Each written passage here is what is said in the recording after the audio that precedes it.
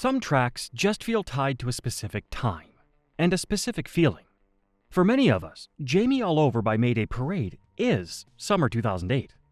It's catchy as hell, and it features everything that makes pop punk and emo so great. If those opening chords don't make the hairs on the back of your neck stand up, then I don't know what will. Back then, it seemed like Mayday Parade had the world at their feet.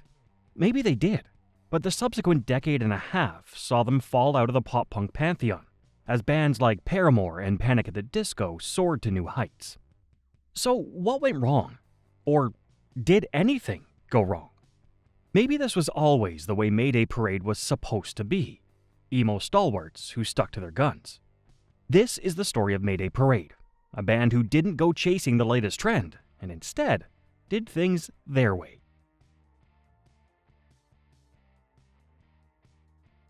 In 2005, emo and pop-punk was entering a new era, the MySpace era.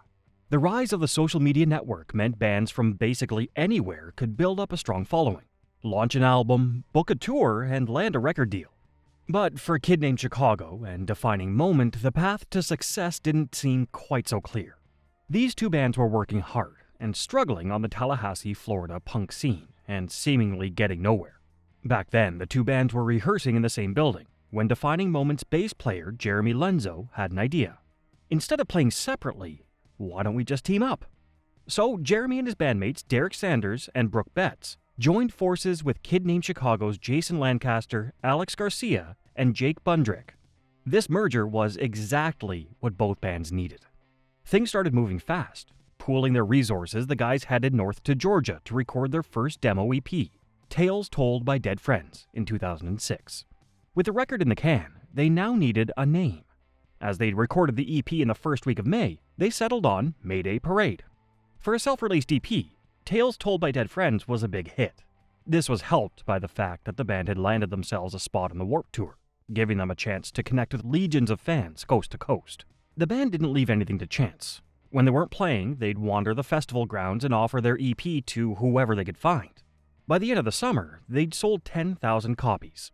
Their MySpace was working overtime too. Back then, the little music player on a band's MySpace profile was the way to connect with new bands. Hearing 3 Cheers for 5 years, or When I Get Home You're So Dead on MySpace was exciting. But sharing these tracks on your own profile was like wearing a badge of honor. It was a way to show the world that you got it. And plenty of kids did exactly that, raising the profile of the guys from Tallahassee. This combination of solid sales, major social media hype, and great tunes caught the attention of Fearless Records, who signed the band up to record their first full-length album.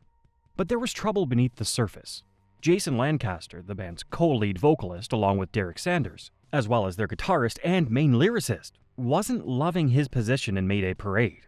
With their new album, A Lesson in Romantics, still not yet released, Lancaster left. He would go on to record with bands like Go Radio and pursue a solo career. This was a shock for the rest of Mayday Parade. But at least the album was already written and recorded, along with Lancaster's vocal parts. And what an album it was! Miserable at Best is a movingly fragile, yet undoubtedly powerful piano-driven emo ballad. Black Cat is a more urgent piece of raw pop-punk with staccato guitar stabs and big choruses. But Jamie All Over has to be the standout. The album opener was many people's introduction to Mayday Parade. Walking the thin line between pop-punk and emo, the tune has become one of the defining tracks of the era. The album was a hit. It went gold in the United States, while single Jamie All Over went platinum. Mayday Parade were taking off, but let's not forget, their main songwriter and co-lead vocalist was gone. On the next record, they'd have to do the whole thing without him.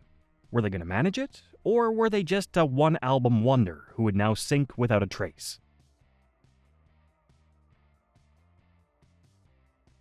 So Jason Lancaster was gone. But did that mean Mayday Parade were done? Not by a long shot. The band continued with Derek Sanders as the main vocalist, while bass player Jeremy Lenzo and drummer Jake Bundrick handled Lancaster's vocal parts when the band played live. But we need to remember that Lancaster wasn't just a singer and a guitarist. He was the band's main songwriter too. So moving forward with new tunes was still gonna be tough. In March 2009, they put their new dynamic to the test.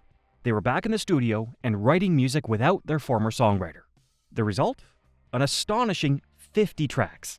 Evidently, they weren't having problems coming up with ideas. Meanwhile, A Lesson in Romantics was still selling like hotcakes, and the band were a real, bankable phenomenon. This led to a deal with Atlantic Records, and the stage was set for a stunning second record. It was summer 2009, before any music emerged from the recording sessions. Anywhere But Here, the title track to the new record, was launched on the band's MySpace, and The Silence followed as a digital single soon after. When the album came out in October, it did pretty well indeed, shifting almost 18,000 copies in a week and reaching number 31 on the Billboard 200. Everything was looking pretty sweet for Mayday Parade, and it was about to get even sweeter.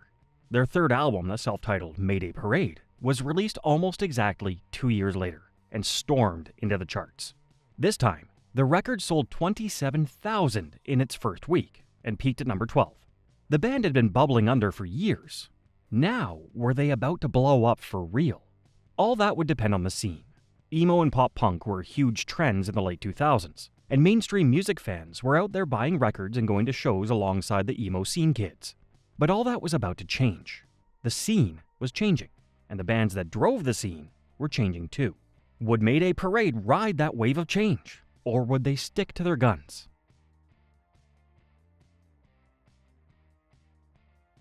Mayday Parade had been one of the most exciting bands of the 2000s, but in a new decade, how would they fare? Let's take a moment to check out what was happening in the emo and pop-punk scene around that time. Well, MCR had become better known for rock operas than screamo catharsis. Fall Out Boy had gone full pop, sounding more like Maroon 5 than Sum 41. Panic! At the Disco were embracing the pop side of things too, and the band was about to disintegrate altogether, becoming a solo project for Brendan Urie. So the scene was changing and evolving. What were Mayday Parade going to do? Well, I guess they didn't feel like they had to do anything. They'd spent the last 6 years releasing hit record after hit record without switching up the formula, so why start now? Their decision to stick rather than twist paid off.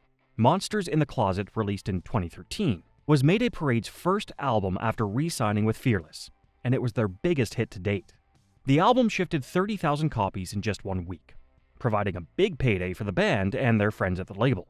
Singles Ghosts and Girls are prime Mayday Parade. Spiky, catchy, and a lot of fun. 2 years later, they were back with another album, Black Lines. The record was another strong seller, but something didn't feel quite right. People were still enjoying the music, but they weren't talking about the band the way they used to. There was no buzz around Mayday Parade. It had faded away. So what was going wrong? One of the biggest factors was the Warped Tour. Remember way back in the day when the band was just starting out? It was Warped and the chance to sell CDs to random fans in parking lots that helped the band get their big break. So Warped Tour became a constant right through the band's career. Between 2007 and 2018, the band featured on the tour 7 times. But the Warped Tour of the mid-2000s was really different to the tour of the late 2010s. The festival had sadly grown stale, losing its identity and falling apart in a flurry of controversies and lackluster ticket sales. Mayday Parade's biggest cultural platform was falling apart beneath their feet. The band was still making music, but that music just wasn't landing. Fans slowly became former fans and drifted away. This became devastatingly clear on the next record, 2018's Sunnyland. It's a good album, well received by critics and packed with classic pieces of Mayday Parade magic. But it bombed in the charts, struggling to sell anywhere near the amount of copies its predecessors did. It wasn't just Mayday Parade who were feeling the strain. The emo and pop-punk scene had changed. Kids had moved on. Bands had either evolved into something completely different, or they'd crashed and burned in the charts. Now, 13 years into their career, Mayday Parade must have been left wondering what they were going to do next.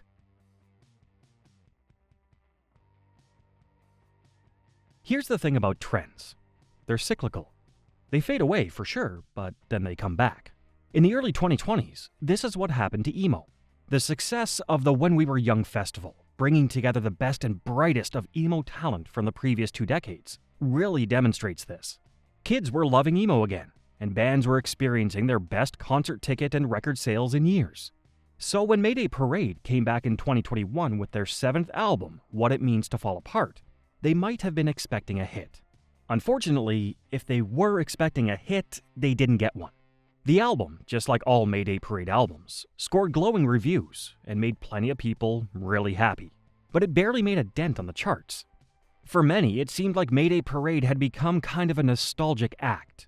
An, oh yeah, those guys who did Jamie all over type of band. So if fans caught them at a festival or tuned into an old track on the radio, they'd sing along and love every second of it. But that same love just wasn't extended to the band's newer stuff.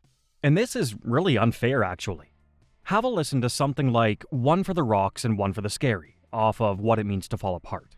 It's a smart, charming piece of emo-driven indie rock and well-deserving of attention. So why doesn't it get this attention? And why doesn't the band as a whole get the attention they deserve? Well, it could be the lack of evolution I talked about before. Mayday Parade have been one of the most consistent bands on the scene for years, and there's not much of an arc to their music. They've basically just been doing that same cool thing their whole careers, and they're damn good at it. It could also be the lack of drama. There's no major scandal with Mayday Parade. Other than losing Lancaster early on, they've kept the same lineup for decades. They never broke up, so there was no opportunity for a miraculous comeback. Or it might just be bad luck. To be music industry megastars, everything has to align for you. Talent and hard work can only take you so far. Had the cards fallen differently, Mayday Parade might be mentioned in the same breath as Fall Out Boy or MCR. But ultimately, does it really matter? Mayday Parade lived the dream, not only getting paid to make music, but making a solid living off it too. Most of us never get anywhere near this kind of height with our own musical aspirations. Maybe Mayday never became global superstars. They were never pop punk's answer to Madonna or the emo Taylor Swift. But so what? They're scene stalwarts, and they did it their way.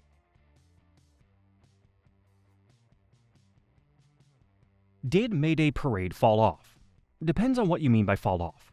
Did they experience a dip in popularity? Sure. Did they sell out?